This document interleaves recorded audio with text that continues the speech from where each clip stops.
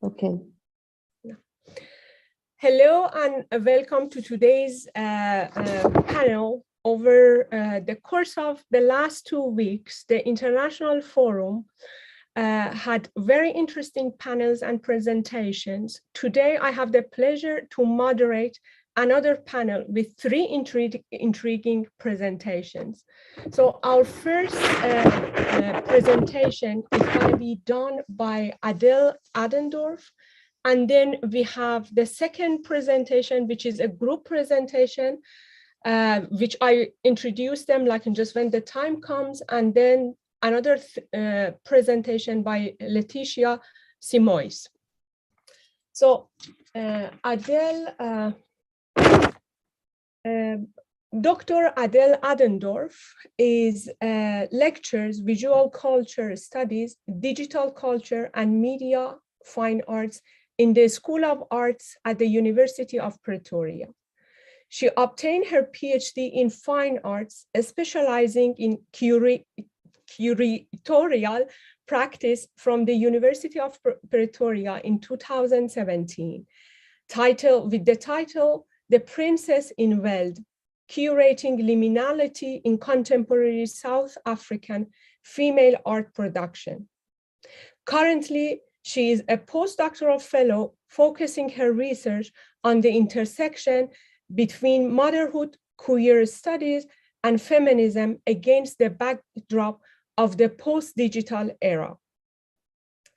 I cannot wait to hear your presentation, Adéle. So the floor is yours, please. Thank you. Okay, I'm going to switch my video off so that I can show my presentation. But you can still hear me, right? Yes, okay.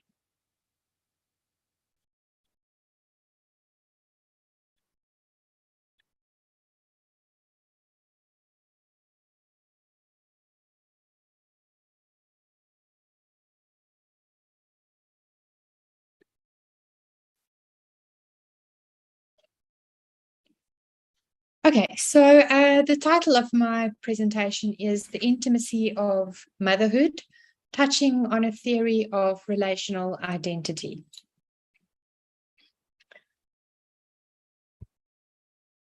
Plucked from the shelter of my womb, I survey your distorted form from my detached, waterlogged view.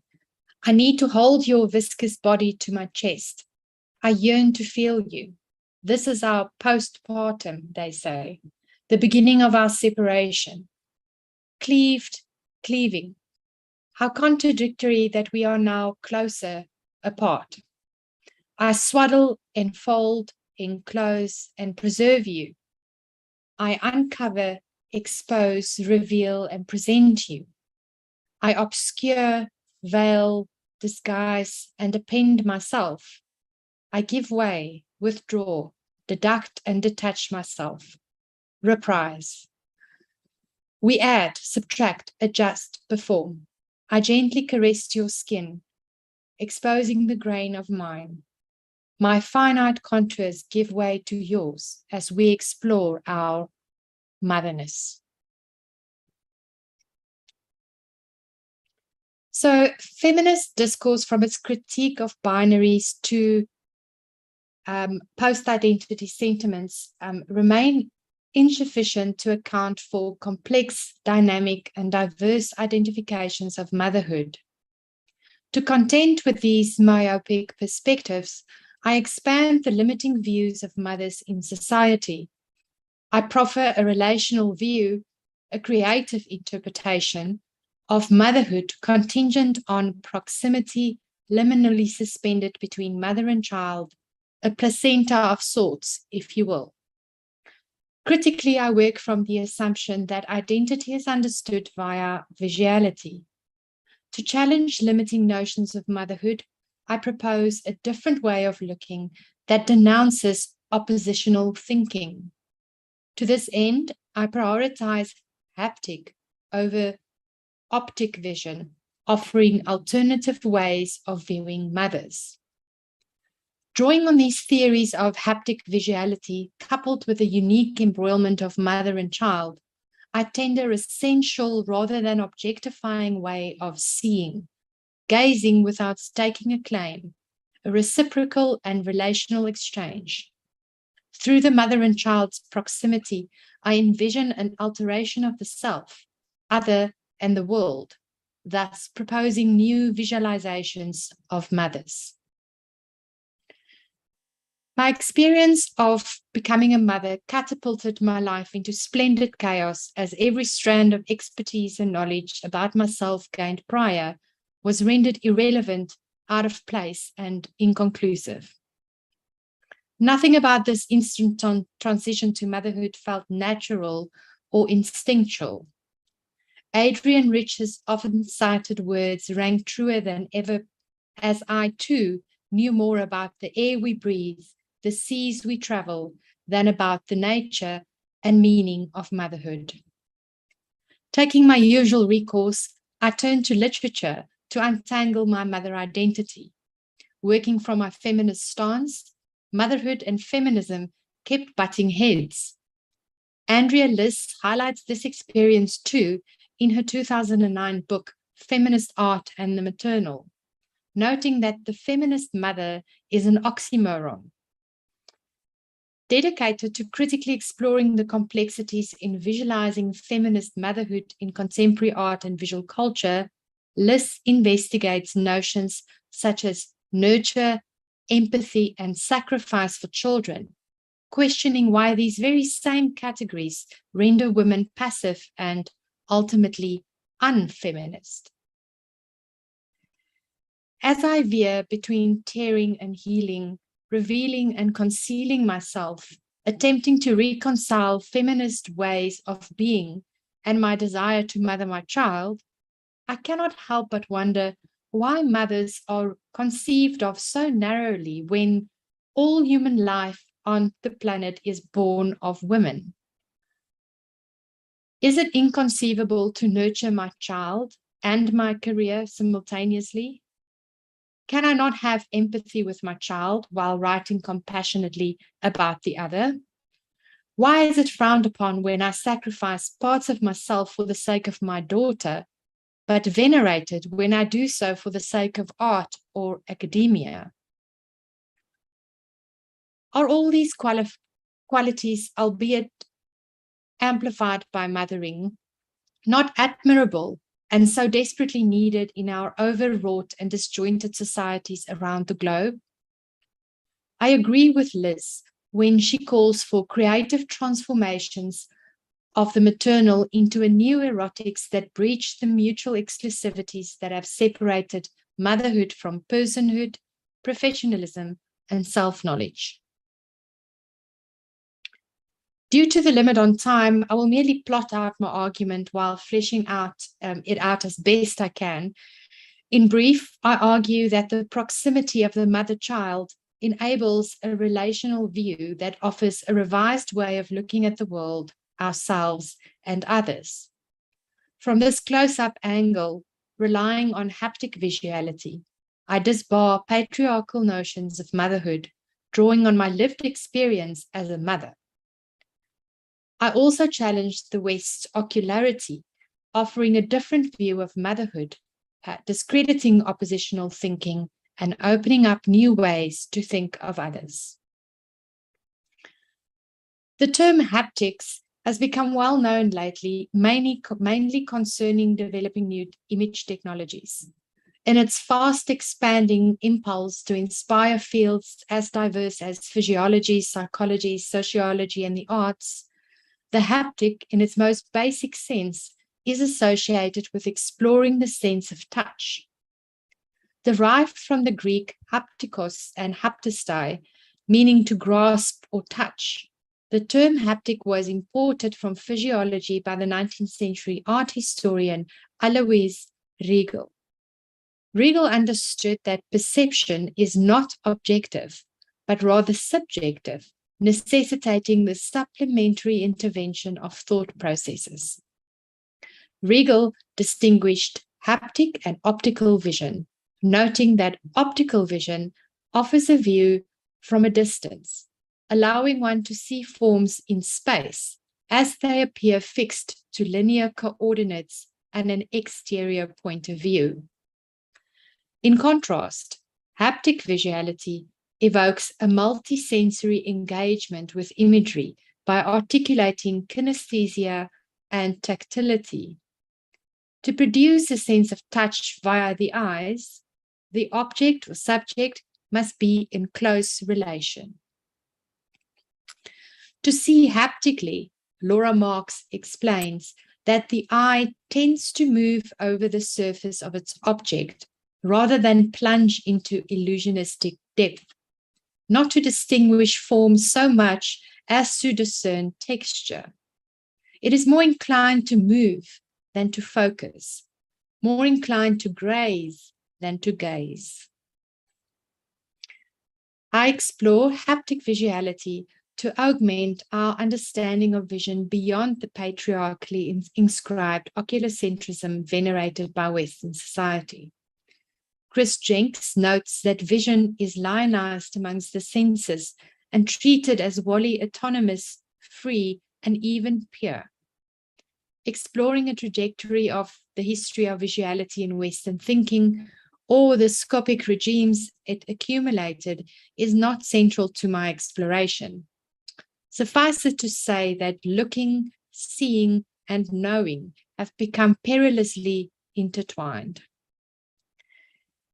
It is thus fair to say that we rely on our knowledge gleaned via the organs of sight to make sense of ourselves, others, and the world. This over-reliance on vision, fueled by our sensory bombardment with images in our post-digital era, fabricates and sustains binary oppositions, specifically what Rich calls the institution of motherhood, in its reliance on Western patriarchy and ocularity. Within the context of this research, clinging onto the maxim that seeing is believing is discounted as a superficial fashioning of the self.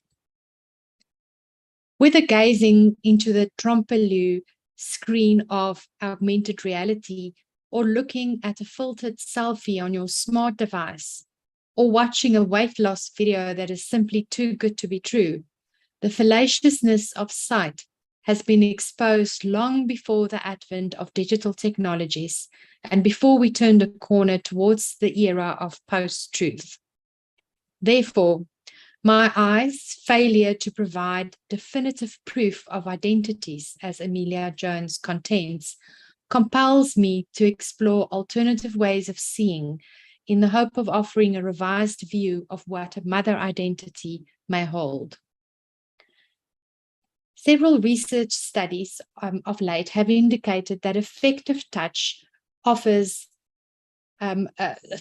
cooperation and well-being while reducing stress. In fact, touch is the most intimate spatial relationship between people and a vital and subtle communicative practice. Touch is also the fetus's first sense to develop and is vital for our contact with the world and others. Touch also engages our whole body. When we are touched, our body appears to us. It appears as our lived body in a way that it cannot appear in vision. Tactile sensations are spread out over the entire body, yielding an embodied experience of the self and others. Merleau-Ponty, in his manuscript The Visible and the Invisible, conceives of touch as ambiguous. It is active, sentient or conscious, and passive, sensible or practical. He explains this concept through the double sensation of touch. When my right hand touches my left hand, it feels as if my left hand is an object. The left hand, however, receives and feels the touch from within as a subjective experience. The left hand, in this case, is both the object and subject of touch. Merleau-Ponty speaks of the reversibility of flesh. My hand, while it is felt from within, is also accessible from without itself, tangible for my other hand. In his estimation, flesh or touching offers a subjective reality, an object for others via its ability to become objective, and a kind of subjectivity that is internally divergent from itself. Thus, flesh conveys the inscription of difference within the same, a concept that embodies both the intertwining and divergence of flesh.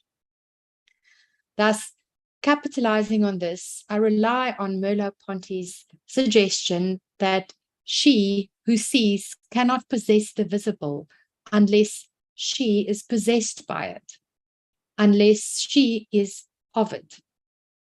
Therefore, simply put, employing touch as a way to know the self, the other, and the world dismantles oppositional thinking, as the one and the other is embroiled, like mother and child, in its representation of motherhood or the self, otherness, and worlding. The arguments here are far more complex as I have summarized them here.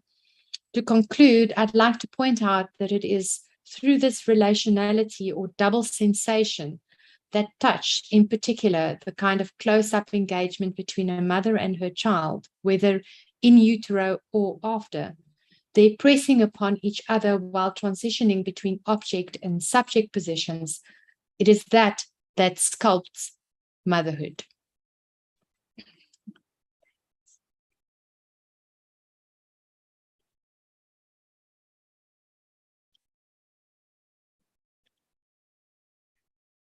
Thank you so much.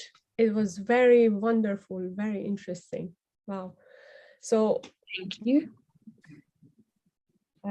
I think when we get to the discussion, we will talk about motherhood, because it's going to be like just a question for all of like just women who are professional in their careers. Very interesting. Thank you. Absolutely. So from this very interesting talk, we are going to go to the second talk, which deals with bodies in scene and off the scene, images and its aesthetical political potential, by a group of authors and professors from Brazil. So I will introduce like just the whole group all together. So the authors are Francine Altheman, and Angelita Bogado, Gabriela Machado de Almeida, and Jorge Cardoso Filho. So Angelita Bogado is a professor of the cinema and audiovisual undergraduation at the UFRB, Universidad Federal de, I hope I pronounce it correctly, Reconcavo de Bahia, Brazil. She holds a PhD in contemporary communication and culture. She also coordinates in partnership with Professor Dr. Jorge Cardoso Filho, and actually her research entitled Reconcavo de Bahia in Umbigada Images, Bodies of the Scene and on the Scene, so here. And then Francine Altheman holds a PhD in social communication from Universidad Federal de Minas Gerais, UFMG, Brazil. And she has a master's degree in contemporary communication. She is also awarded with Compost Award Eduardo Penuela in 2021. And so the third author is Gabriela Machado Almeida, who is going to be one of the presenters along with Professor Dr. Jorge Cardoso Filho. So Gabriela is a full professor at the graduation program in communication and consumer practice at ESPM, SP, coordinator of the research group Sense, Communication, Consumption, Image and Experience. She holds a PhD in communication and information from Universidad Federal of Rio Grande do Sul, Brazil, with a study period at the Universidad Autónoma de Barcelona. Professor Jorge Cardoso Filho actually holds a PhD in communication from Universidad Federal de Minas Gracias. He is the director of the Center of Arts, Humanities, and Literature, Universidad Federal de Reconcavo de Bahia, and he is currently associate professor of communication theory, Universidad, at the same university. I don't embarrass myself to pronounce it again. And his research interest includes aesthetic experience, music, territories, and musical sense in Afro-diasporic contexts. So please welcome Gabriela and Jorge. So the floor is yours.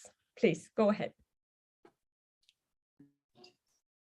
Thank you, Sara. Thank you, you all, for the organization of this event with this amazing program. We divided the presentation, me and Jorge, so I'm going to begin with a few comments on how this work started, and then I'm going to show a small part of the film we are going to comment, which is called Café com Canela, which was made at Recôncavo Baiano in this territoriality, and then Jorge will follow. As a context, in Brazil, the social and historical process that have occurred in the last 2 decades led to the emergence of subjects from minority contexts that began to claim their right to narrate themselves, blurring hegemonic landscapes of the sensible. In this process, we can highlight the expansion of higher education, this decentralization of public universities, the democratization in forms of audiovisual realization due to technological advances, and the expansion of social networks. In the case of what we call here in Brazil, a post-industrial audiovisual production, these blurs can be noticed at aesthetics, discursive, and institutional levels. Black people, women, indigenous, migrants, peripherals, and dissidents of gender and sexuality occupy several spaces, producing images with a very strong desire for social intervention, dispute of visibility, and for overcoming old imaginaries that have contributed to perpetuate historical positions of subjection and reification of structural violences. So our goal is to observe how audiovisual narratives produced in collective contexts in 2 Brazilian territories, Recôncavo Baiano in the state of Bahia, and also at São Paulo in the state of São Paulo, can generate images and distinct materialities and genders, which contribute to the emergence of historically hidden aesthetical-political imaginaries. And our presupposition is that bodies and images that emerge within these audiovisuals tend to enable remarkable experiences of self-reflection and emancipation for some groups. And from a communicational perspective, because we are all from communication studies, the project, the research project from which this work is a part, enables a focus on the phenomenon of aesthetic experience as a foundation for relationships with otherness and its valorization as a liminal phenomenon. And then this work is the first analytical exercise of this research project that is being developed in Brazil since the beginning of this year. And this project is a result of an interinstitutional partnership between Universidade Federal do Recôncavo da Bahia and ESPM in São Paulo. We've been working together, me, Jorge, Angelita, and Francine, and that's why we're here. So I'm going to show a small part of the film Café com Canela, and this small part and these images will be commented by Jorge.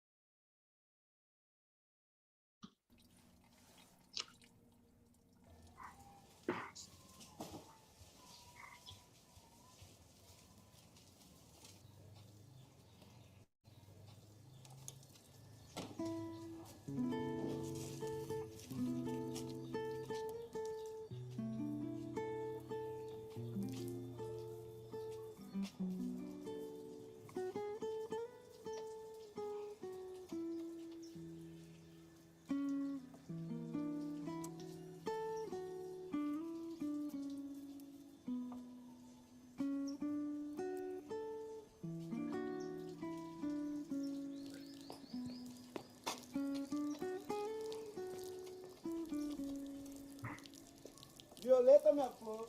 Ei.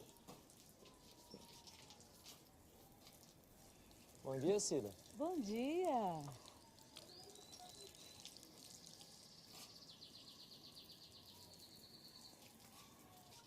Bom dia, Violeta. Oxe, seu Adolfo. Uma hora dessa caiu da cama, foi? É o Felipe. Agora deu de me acordar todo dia às 5 horas da manhã. Ave Maria, quando eu digo pra vocês, vocês dão ousadia demais pra esse cachorro, aí depois dá nisso aí, ó. E vem cá, como é que foi lá a viagem pro estrangeiro? Ah, Paris. La Ville de l'Amour. Você conhece Paris, Violeta? Ai, seu Adolfo, só tu mesmo, viu? E tu conhece o mundo todo, né? Ah, e viajar é a coisa mais encantadora que existe, Violeta. Não é à toa que eu trabalhei com isso a vida toda. E tu trabalhava era de quê mesmo? Ah, eu era dono de uma agência de viagem.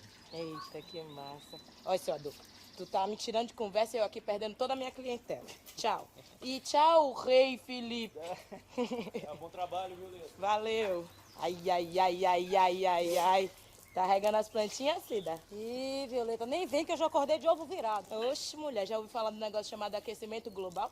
Bora economizando essa água aí. Mas, sai da minha frente, Violeta, sai. Ah, doida. Olha, ficou massa o cabelo, viu? Gostou, foi? Toda na pegada da goiaba.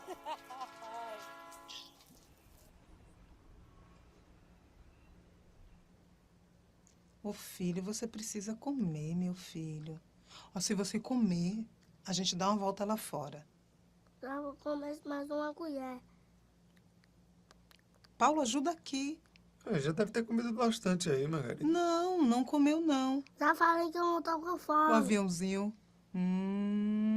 Abre a boquinha. Não. Ah, Paulinho. Então por vai lá, favor. Paulinho, vai comer. Ouve a mamãe, vai.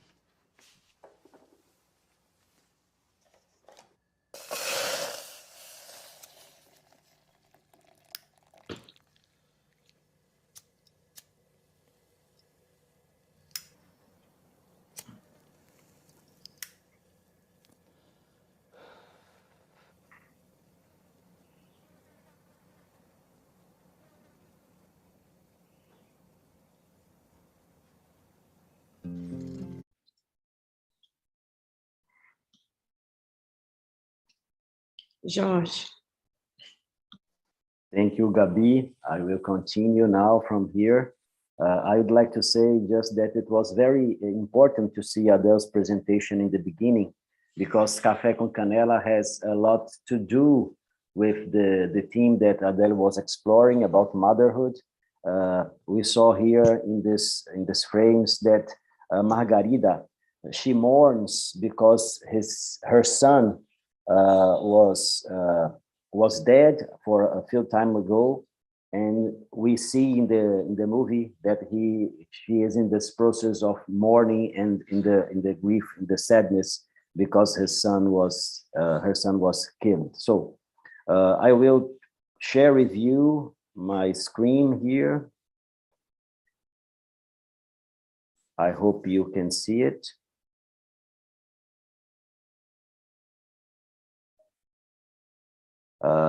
So yes, Gabriela already told you the context of the project.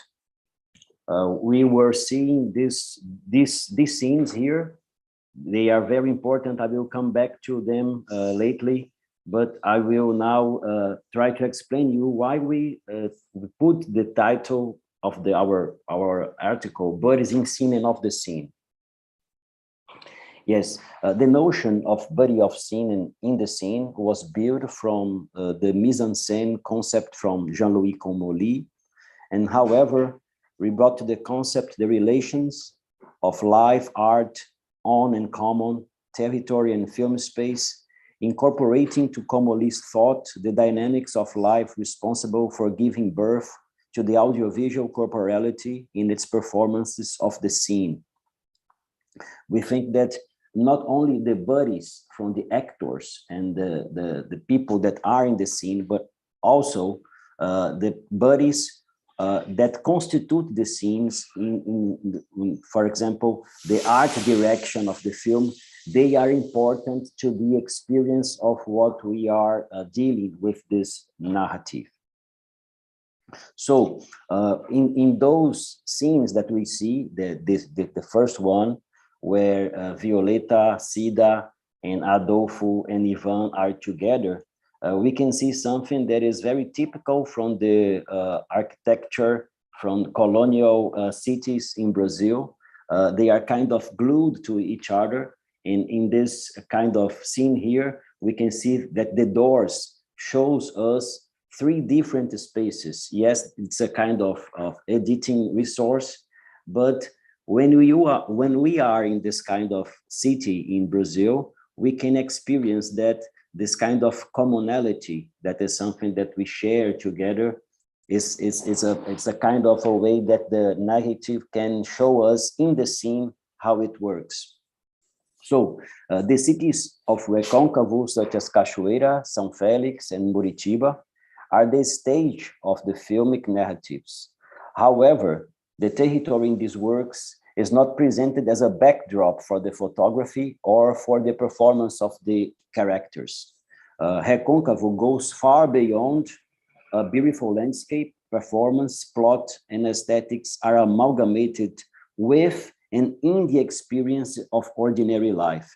And this brings us to the concept of John Dewey of experience, aesthetic experience.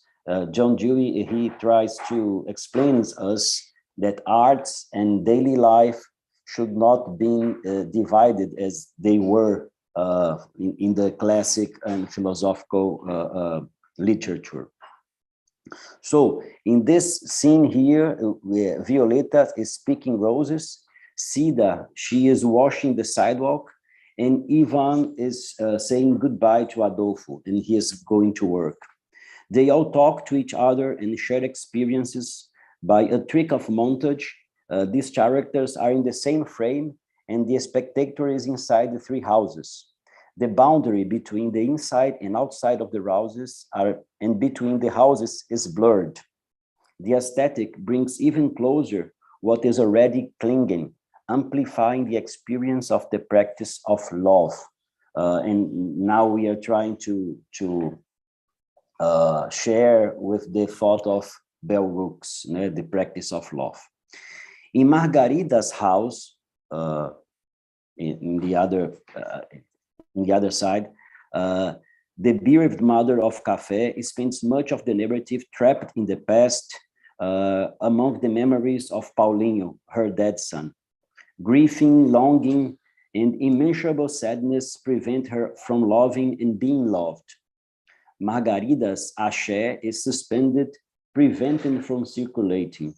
Alone and enclosed, she is distant from the community experience so characteristic of Recôncavo Baiano. So coming back to the frame, we see that Margarida is far away from the frame. There is a big distance between the spectator and this character that is enclosure, that is mourning for her dead son. Lost from herself, the body of the scene manifests the body's pain. Yeah? It's like the pain that she is suffering. We can share it too by this arrangement of the scene. This way, we think that this audiovisual writing is a powerful way to communicate this ancestral knowledge. We think that in the embrace of ancestry, in the affection of friendship, the experiences are placed in the relationship. In this way, the character and the familiar and the communication, vital for the circulation of axé, rekindles in Margarida's life.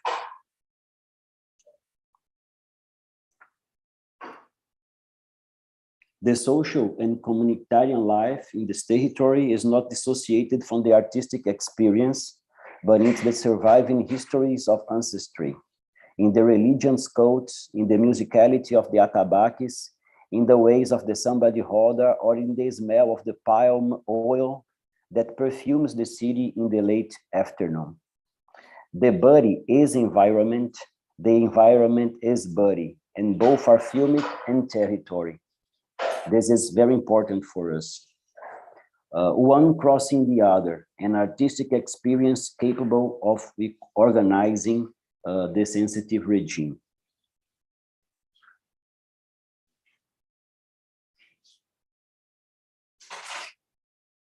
So we hope that we can talk a little bit more when we have the discussion.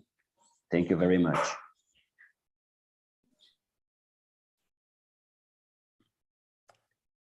Thank you very much. That was very interesting. Thank you. So now we will go to our third presenter, Letícia Simões. And she is a PhD candidate in communication and information at UFRGS in Brazil, under the supervision of Professor Dr. Fabrício Silveira.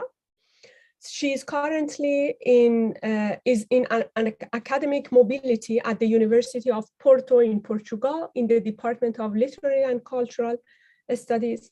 So I should mention that prior to her PhD candidacy, she holds 2 masters, one from Cuba and one from Brazil in essay cinema, and the other one is in the contemporary art studies.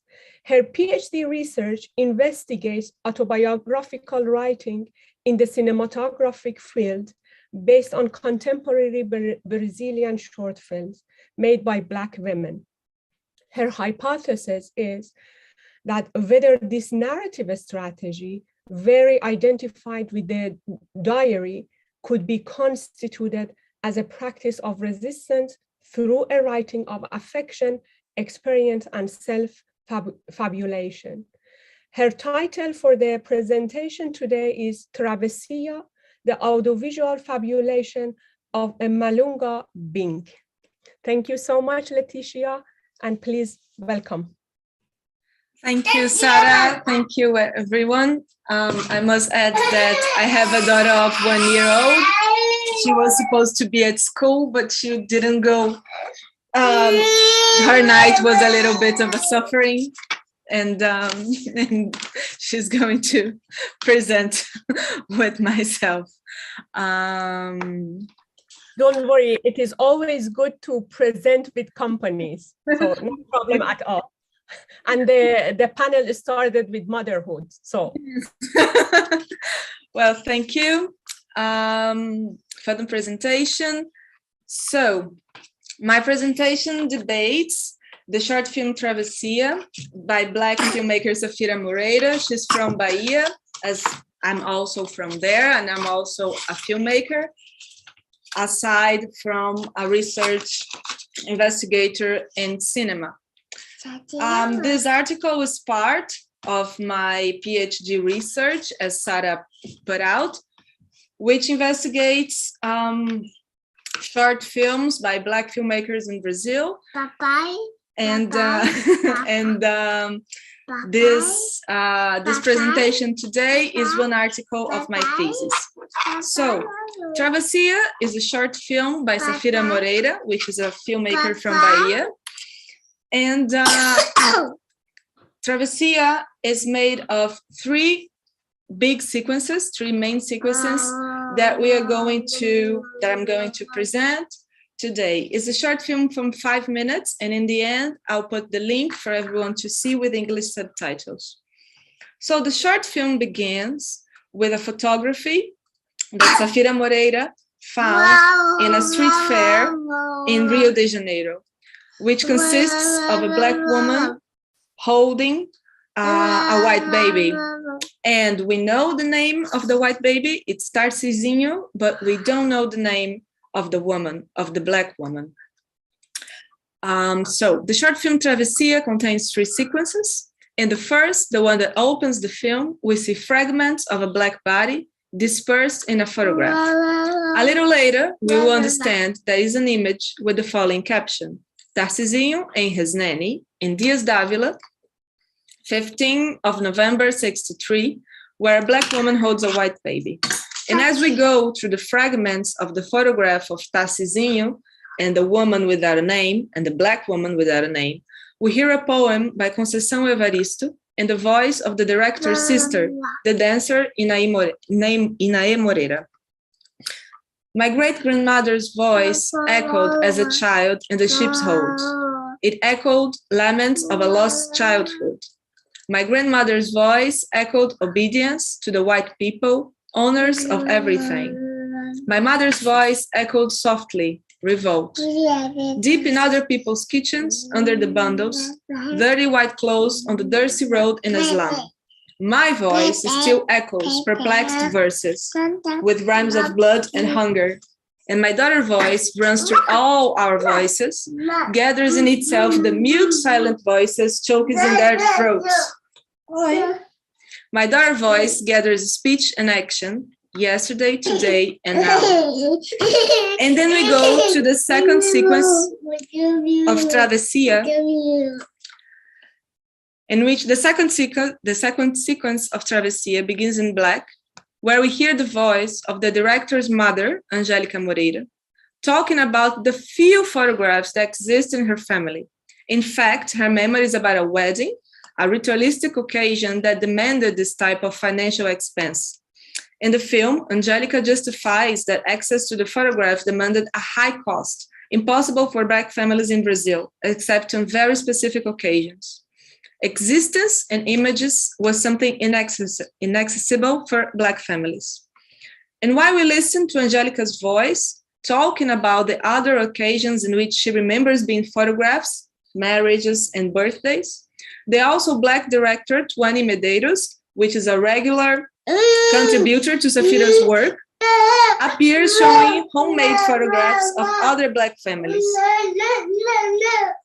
And it's important to notice that both the initial photograph of the film and the ones exhibited by Tuani were found by Safira at the Gloria Street Market in Rio de Janeiro, and were not at first part of Moreira's or Medeiros family.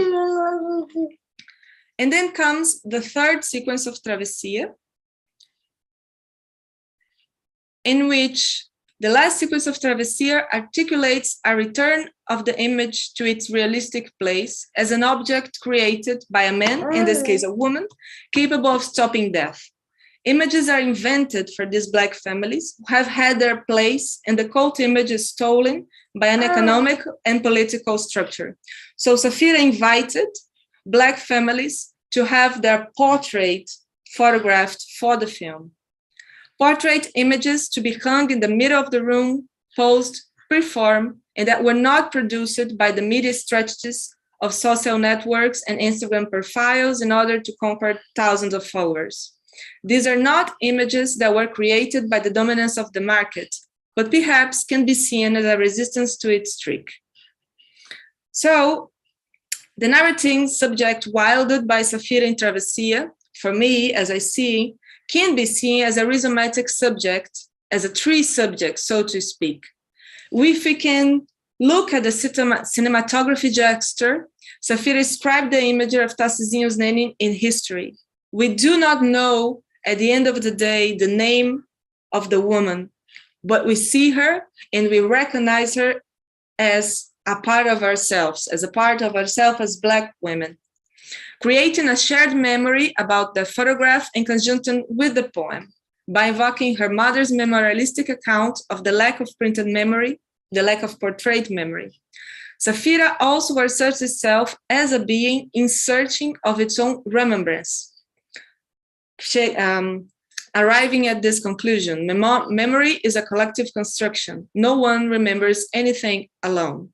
However, memory in Travessia is not invoked as something stagnant and referred only to the past, but rather like a springboard to a fable about the future. The narrator of the film abdicates a single subject position, which is so characteristic of our times, of little dialogue and infinite monologues. The narrator of this film creates a sharing position with other Black women. And now should we take a naive stance on the title? Come here. And now I'll explain the title of Malunga. This word Malungu, is a word in Bantu that is very common, a very used common word shared with people who came in the same ship, slavery ship from Africa to Bahia. But for historian José Reis, a researcher renowned for his dedication to research on the slave trade in Brazil, the crossing is like an initiation ritual. The subject ceased to be a captive to be a slave. Initiation rites always involve pain, and there is no greater pain than crossing the Atlantic. And this suffering created this bond between people. And he uses this word, malungu, to call this new identity created by violence and by pain.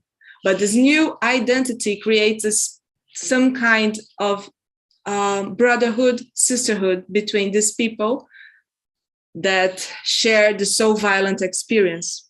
And so my hypothesis, looking at these short films made by Black women in Brazil about their own identity and their own autobiography story, and specifically in this case by Travessia, is that by making these films, there creates a malunga identity between these Black filmmakers who question their history, their memory, and their own images in regards to the history of Brazilian society. Thank you. And here is the link for the short film.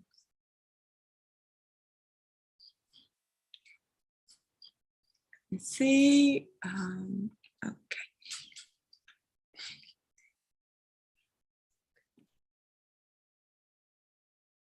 Thank you so much. Leticia, would you kindly share the link in the chat that maybe we can post it on YouTube as well for our audience? Yes. Thank you so much, everyone. I think now we are ready to have I cannot say short, I cannot say long, like a discussion. I think I open the floor for the first discussion. Please raise your small virtual hand if you like to ask any questions, or open up your microphone and go ahead. Okay, we have Fernando. Hi, Fernando, how are you doing? Hello, everybody. Good to see you here.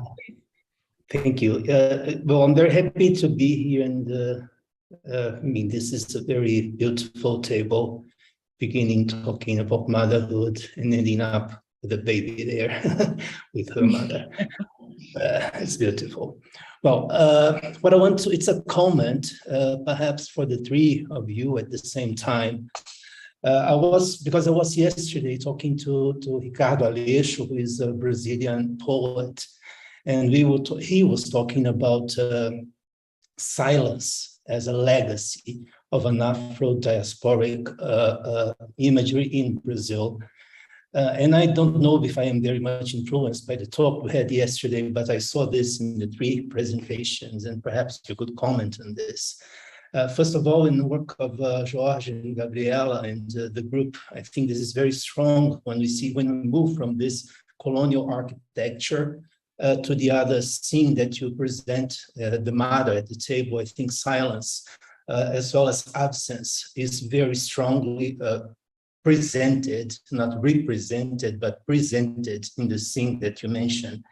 And I thought that perhaps this could help us think about the body as an environment, as you also said, of memory, which I think is very strong in Travessia, right? I think what Safira Moreira somehow does is also reaffirming silence and reaffirming memory as an issue for us to think about this experience of the transatlantic moving, of the transatlantic Travessia, which gives the name to the short film. And somehow I saw that in the first presentation, because I don't know if it makes sense, but the idea that this separation from this disentanglement, if I may say so, from the body of the mother with the body of the other, who is the child, Which somehow provokes the same silence. I don't know if I am going too far away. If I am, you please tell me, but that's my impression. That's the feeling I had with the three presentations all together. So again, it's just a comment. You may just add from whatever perspective you think. Thank you very much for the three presentations. It was very touchful, very beautiful. Shall we gather questions and comments and you want to talk, or you want to address them individually? Which one do you prefer? So presenters. I think that maybe we can do a block of comments and then we answer together. Is there anyone who wants to comment or ask questions from our presenters? Then maybe go ahead and address Fernando's comment. Maybe like just another comment comes up.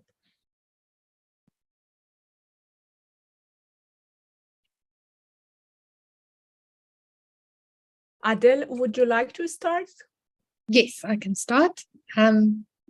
Yeah, I think I think what he mentioned is indeed very valid. I didn't look at science or at silence in particular, but I mean, it is definitely something that comes through. And in of late, there has been a lot of research into ideas around motherhood, a lot of publications as well. And I think the kind of common thread there is also ties in with what he said, is that it is about this lived and embodied experience and how that should be made, you know, almost brought into the public sphere. I think the idea of a mother has always kind of been something that was, you know, kind of relegated to the domestic sphere and something that was not seen or heard of. It's this like almost invisible work behind the scenes, you know, and it wasn't even thought of as work. It's just like what you do as a mother. It's you know, it's invisible in a sense. And I think with my research, that's very much what I'm trying to do as well, in my practice as well, in my art practice, to kind of bring forth these ideas, to draw on my own personal memories and experiences that I lived through in terms of my body, but also along with my child, you know, to break the silence, so to speak. So I don't know if that answers or responds adequately to his question or his statement. It does, yes. Thank you, Adéle. Okay, perfect. Yes, Lieli? Hi, I would like to thank a lot, all of you. I'm very touched by this table. Actually, the whole forum, but this table is especially important to me. So I'm not sure if I really have a question, but I would like just to comment a few things.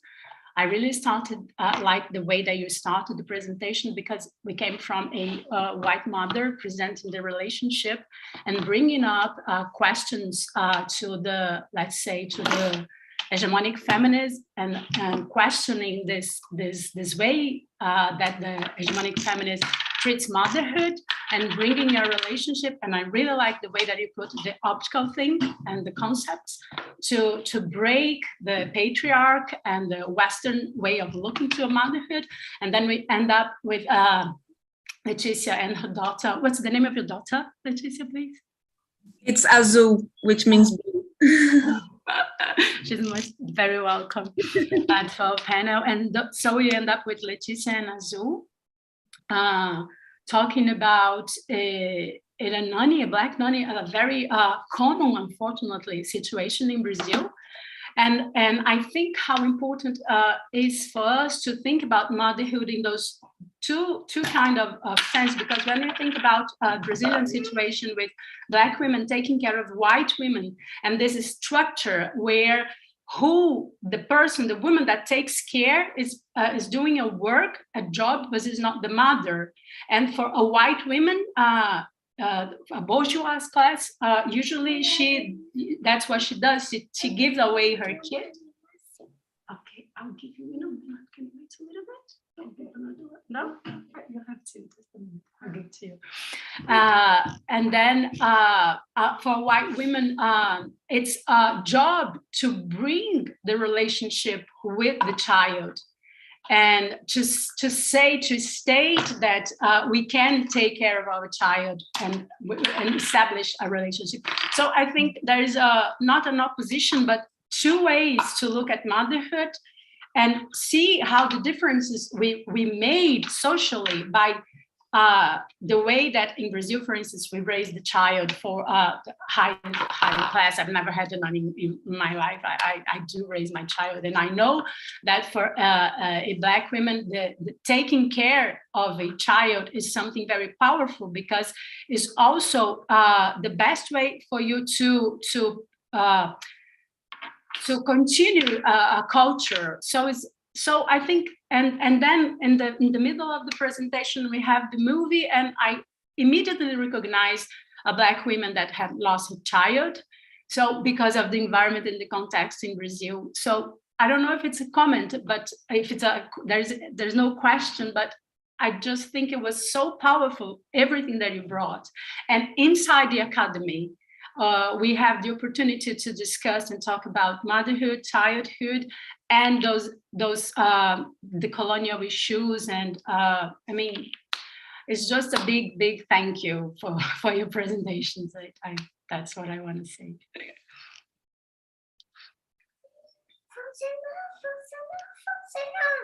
What did you do? Yes, Jorge, please. Thank you, Sara. I just want to react to Fernando's provocation and to Lieli's words also. I will begin with Fernando. I think that I agree with the key aspect that the silence in Brazil, especially in Brazil, plays a role in keeping our, I would say, political politics of memory, that are absent in Brazilians' tradition of thinking and in keeping things alive. So I would say that in the film, we can see, in Café com Canela, we can see this thing. You noticed very, very well, very nice in this sequence that we showed here. But I think there are also other keys that are important to break this kind of silence. Adele told you about her experience with the motherhood. I think Letícia also, when she is analyzing Travessia, she is making something like this. And we can, I would say that when these kind of narratives that are emerging nowadays with certain groups that are trying to put the writing and to making these performances, showing its bodies, they are using another key to break this silence. And I think that much of these keys have to do with joy and the ways it's possible to enjoy and to experience this daily life, although we are surrounded by structural violence and modes of oppression. So I think that the silence is a key, plays an important role in this, but the movements, the groups, the community, they are showing us other ways to break this silence, and that's, I think that's what we are interested in our project in Brazil with São Paulo and Recôncavo nowadays. And Lieli, yes, thank you for your words. I would say that the people that put us together, that put these three works together, they were very successful. So congratulations to the team, because I think that we have a lot in common. I think we can have a lot to talk after the symposium, after the conference, because yes, there's a lot to do, and I think it's going to be a very good experience if we could talk a little bit more after the conference. It would be lovely if we could keep on going with this. Yes, thank you for coming. Okay, sorry, Letícia, it's your turn. Don't worry. Thank you, everyone, for the comments. And I have to agree with Jorge on this thought about silence and being a part of the structural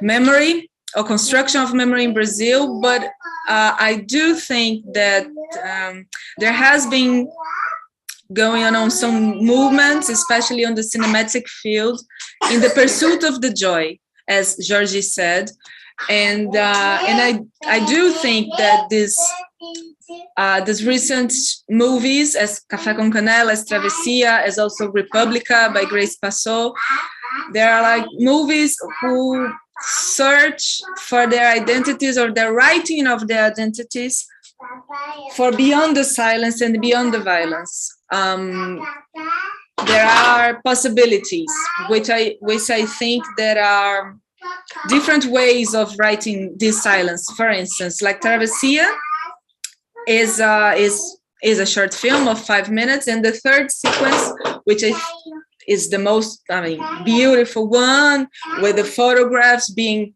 performed by the Black families, could be seen as a silent sequence, but it's a very joyful sequence because it means hope, and it means we can write different versions of ourselves or newer versions of ourselves. Of course, it's not a naive film. Of course, these movements are not naive. They are made out of pain. But I do believe that there are possibilities being held by, especially by women and by Black collectives in Brazil nowadays. And I do thank everyone on this panel. I really think is a very sensitive one, and everyone in their comments.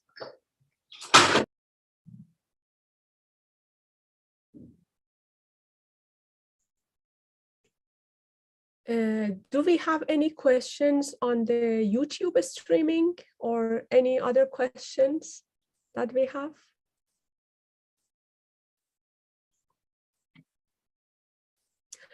Okay, so we don't have any questions on YouTube, but we have a question here from Russ. Yes, please go ahead. Thanks for some fantastic papers there and some wonderful images.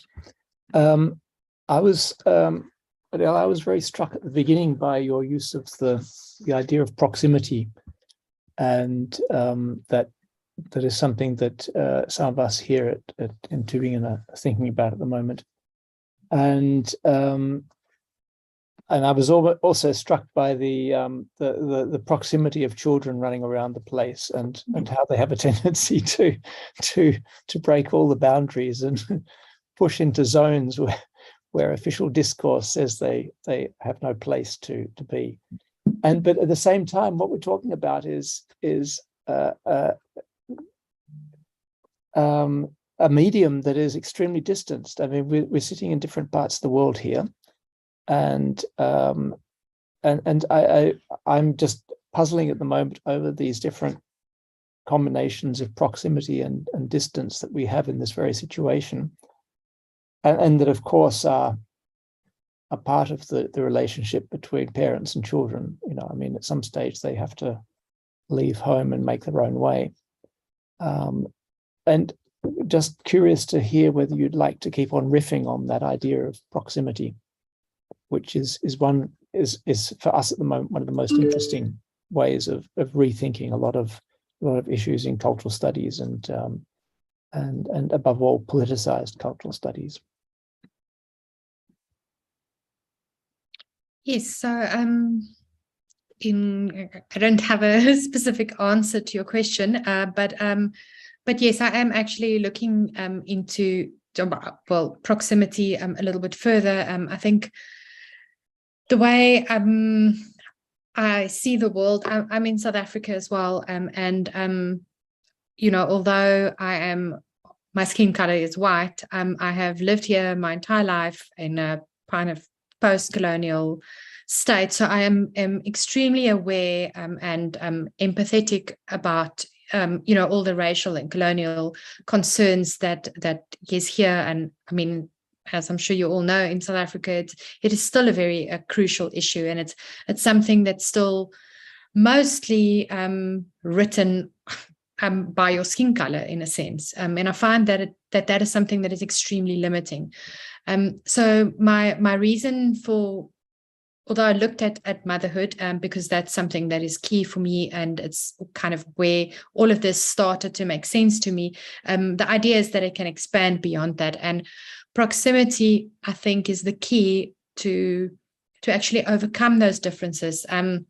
So to cut it short, where I'm going with this is that I'm also looking at other senses, and for example, the voice, or not just the voice, any kind of sound, actually also touches you in a way. Although you can't see, our eyes cannot see the sound waves, they literally touch and vibrate inside your ear, which is also a form of touching, meaning that, you know, when you go outside and you speak, you are also touching others in a very intimate way. And perhaps thinking about this kind of intimacy that we do have with others, or maybe rather acknowledging this kind of intimacy that we do share in physically touching each other, even if we sit across the world, should maybe account for something. You know, So like I say, I haven't really thought all of that through yet, but that's where my head is going at the moment. Mm-hmm. Any other comments from the panelists before we get to Beatrice? So Beatrice, go ahead. Hi. This that you mentioned, Adele, about the voice and the sense of proximity and intimacy. I also understood that from the presentation of Gabriela and Jorge, the scene where the mother is sitting on a table and listening to a conversation that is not really there, as a symbol of grief. But also a symbol maybe of some sort of proximity. So maybe in this scenario, we can also look into grief, or maybe even a mother's grief that is probably a much more different grief than regular grief in that sense, as some sort of proximity and intimacy, and also connection with, maybe not with this materialistic world, but thinking more in a spiritual sense of the thing. I was wondering a bit of that. Yes, maybe before, like, in just you start, I have another comment, like, in just in terms of proximity and intimacy, that I use my privilege and maybe comment on this. I think this concept of motherhood that we see, like, in just in all three, like, presentations, for me, like, in just from my personal experience, and maybe, like, in just from the experience of friends, this I think the role of mother in our lives are the most important role. So because we are born, like, just from our mothers, so we are touched for the first time by our mothers, and at the same time, the intimacy that we have with our mothers, so the time that we want to be independent, we have to distance ourselves from the mother. So this is the key point in our lives, to kind of, like, just, which is for a mother, I think, is a symbolic death of the child, when, like, just they let the child go and kind of keep the distance, and this independency in a way kind of is a symbolic death. Like, just we have to kind of, like, just, I mean, not killing our parents, but killing them in a symbolic way to become independent. And I think this kind of, like, just proximity distance is very important, like just in terms of like just motherhood.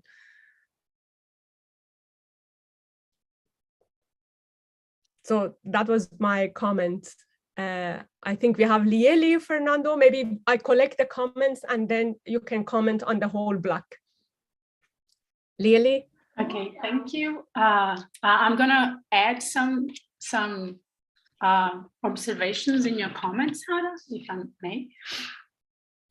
The thing I was trying to say at the beginning was like comparing the white women trying to be a mother with the experience of taking care of their own child, and the Black women in Brazil that takes care of the white kids, was something regarded as you just said, because I think from my personal experience that the job of a mother is not to be necessary anymore. So we have to teach the kids, this person that's just arrived in the world, that the baby is just chaotic and doesn't know how to operate here. So I think a new person.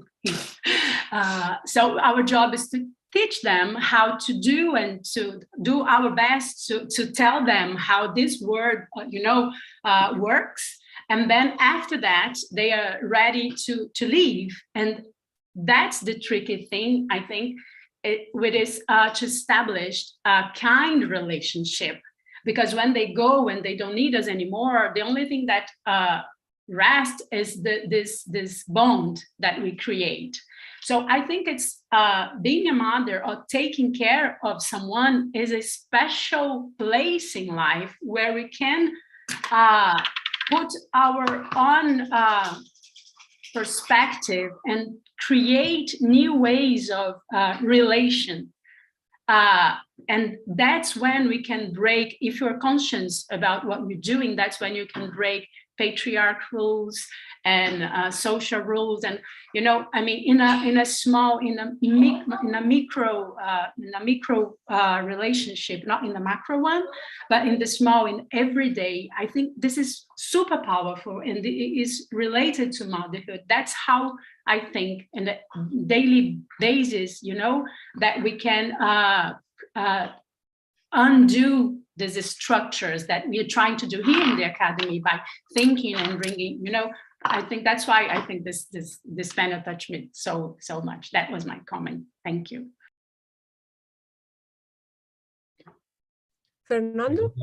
Sorry to come back, but I was very much provoked by Jorge's and Leticia's reply to the issue of silence, because I'm sure we have to go on talking about this, Jorge and Gabriela and Leticia. So because of this issue of the aesthetic and body and image, I'm trying to go beyond this dichotomy between silence and joy. I think if we go to the microstructure, thinking about body as an environment of memory, silence can also be seen as a powerful resource for us to think about this relation created within the Afro-diasporic experience. I think both things are very important to understand how films can show us a way to break the silence that has been imposed by the violent structure, the colonial structure, but also how silence can be from within a way to understand how body still persists existing within this system of violence. I don't know if I make myself clear, but it's just, I'm thinking out loud of how also silence can be a resource for us to understand the presence of the bodies in these images we see nowadays.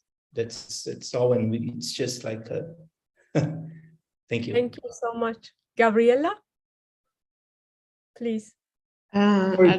Just to mention that, because I think Beatriz gave us also a link for this, thinking about silence and intimacy. I think that was what brought me to this provocation.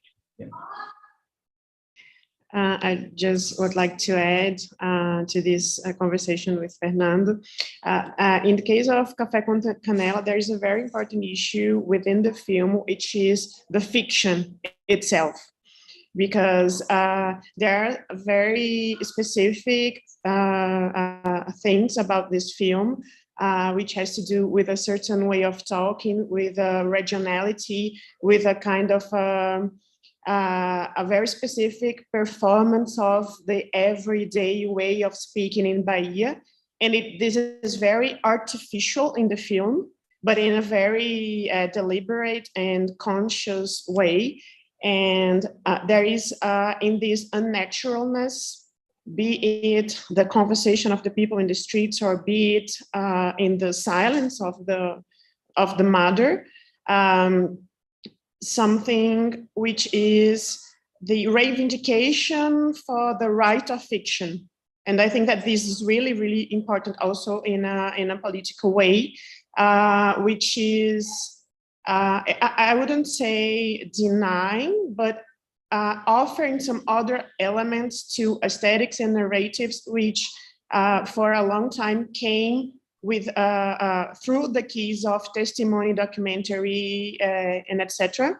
And of course, these people who are making these films are very aware of this, and they're not denying exactly documentary testimony. But I think there is another way which is very specific in these films by Rosa Films, which is the production company of Café com Canela, that has to do with this a sort of mise-en-scène and a sort of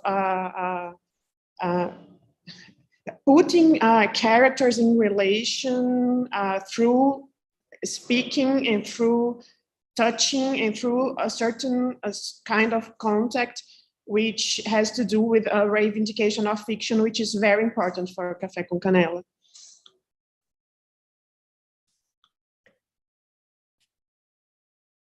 Thank you so much, Gabriela. Thank you, everyone. I think we have maybe a couple of minutes to address the last, maybe urgent comments or urgent questions, if you have any. If there is no questions, comments, I think we should say goodbye to each other. If there is an email on the website, please just send us questions, comments, if you like to share your comments with us, and we forward them to the panelists. So I thank you, all of the panelists, for participating in this panel on the behalf of the other two organizers, Beatrice and Lieli, and me. So thank you, the Global South Project, for giving us the panel and the forum just to voice ourselves. Thank you so much, and have a great day or evening wherever you are. So thank you. Bye. Thank you all. Bye. Thank you for the event, for everything. Nice to meet you. Bye-bye. Bye. Thank you. Bye-bye. Bye.